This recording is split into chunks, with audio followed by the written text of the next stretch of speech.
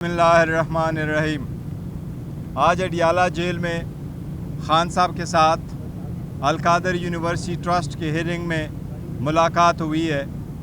Al-Qadir university trust के case पे हम आपको ज़रूर ज़िक्र करते हैं और ख़ान साहब ने आज भी इस पे मीडिया से गुफ्तगू की है कि नेशनल अकाउंटेबिलिटी ब्यूरो इस वक्त ऑल आउट है, जो सिर्फ़ और सिर्फ ख़ान साहब को टारगेट किया रहे। ये ऐसा केस है जिसमें ट्रस्टी का कोई लेना देना नहीं होता, ट्रस्टी कभी मालिक नहीं बनता।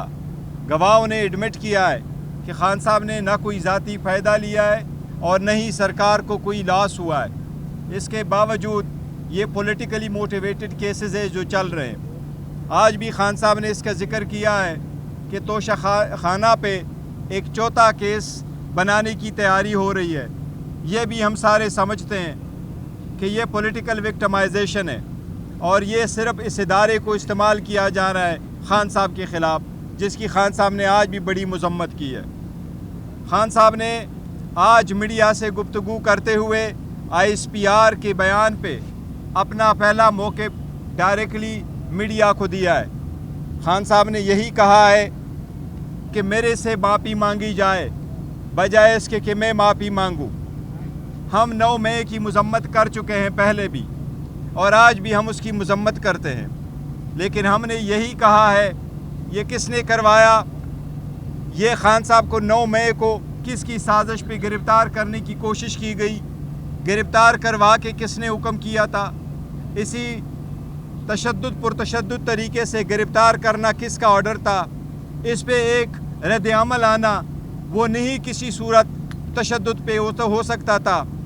वो हम नहीं कहते कि इसकी जस्टिफिकेशन है तशद्दुद पे किसी का आना, लेकिन इसके साथ ख़ान साहब ने ये कहा है कि इसी बात पे मुझे जेल में डालना, बार बार मेरी कोशिश करना कि जेल में जाऊँ, चाहे वो 18 मार्च का हो, चाहे वो 9 मई का हो, चाहे वो फिर 5 अगस्त को विद इन मिनट्स उसकी गिरफ्तारी हो।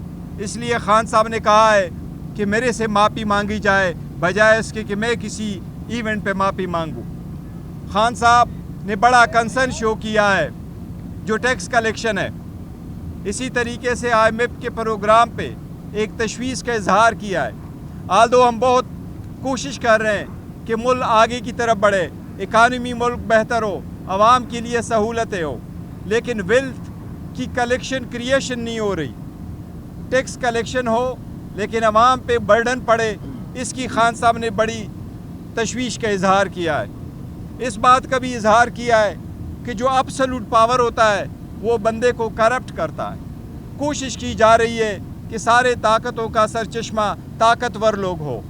इसलिए ख़ान साहब ने इस पर तशवीश का इजहार किया है कि रूल ऑफ लॉ हो तो टैक्स कलेक्शन भी होंगे, इकानमी भी होगी और पॉलिटिकल स्टेबिलिटी होगी तो मुल्क की तरक्की भी होगी।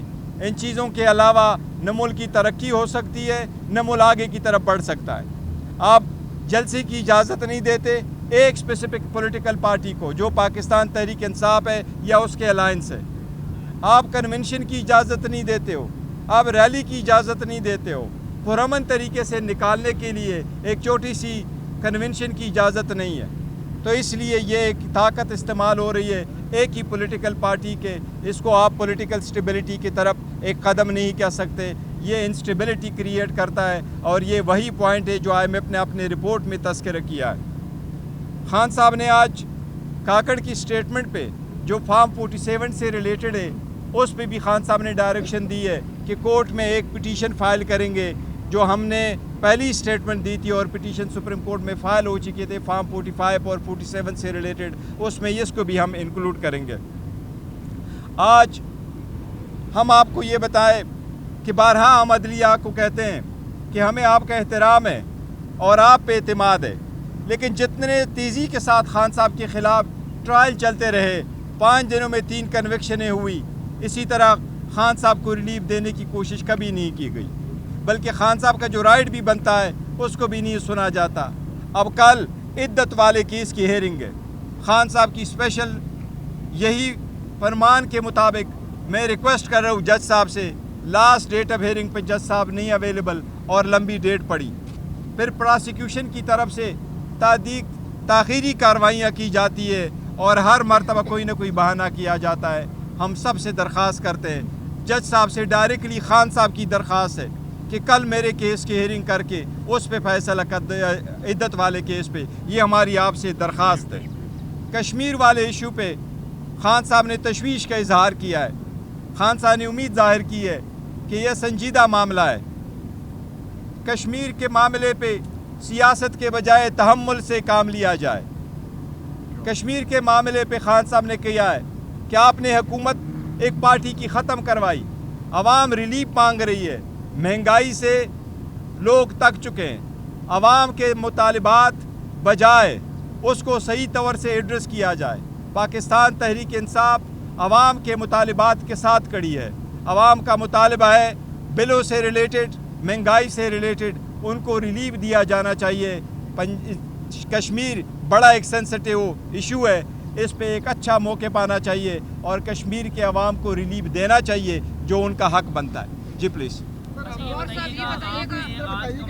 के अंदर आपकी मौजूदगी के अंदर जो इमरान खान है उन्होंने जो 2 सफ़ात पर मुश्तमिल जो बयान था वो लहरा कर बताया कि ये रजिस्ट्रार सुप्रीम कोर्ट का बयान है जिसमें उन्होंने ये बताया कि 35 अरब रुपए जो है उसके ऊपर मज़ीद प्रॉफिट लग चुके 13 अरब रुपए।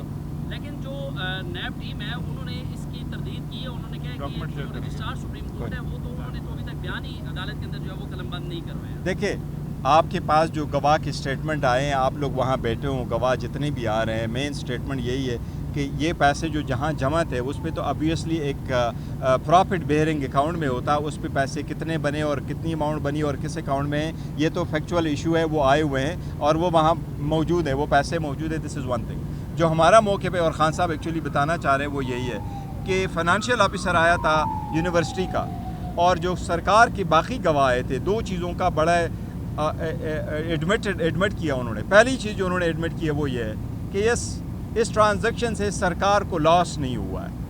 और दूसरी चीज़ जो उन्होंने एडमिट किया वो ये है, यस खान साहब को इससे कोई फ़ायदा नहीं हुआ, ना उसने ज़ाती फ़ायदा लिया हुआ है। और तीसरी चीज़ जो यूनिवर्सिटी वाले हैं उन्होंने कहा यस ट्रस्टी को भी मालिक नहीं बनता, ये ट्रस्ट की अकाउंट है और ट्रस्ट की मलकियत है। आज खान साहब ने भी आपको कहा कि क्या शौकत खानम मेरी मलकियत है, क्या नमल यूनिवर्सिटी मेरी मलकियत है। वो ऑलमोस्ट 1000 कनाल पे उनकी कंस्ट्रक्शन हो चुकी है, इसलिए ट्रस्टी कभी मालिक नहीं बनता, ये उसकी ज़ाती मलकियत नहीं बनता, इसलिए खान साहब ने कोई फ़ायदा नहीं लिया।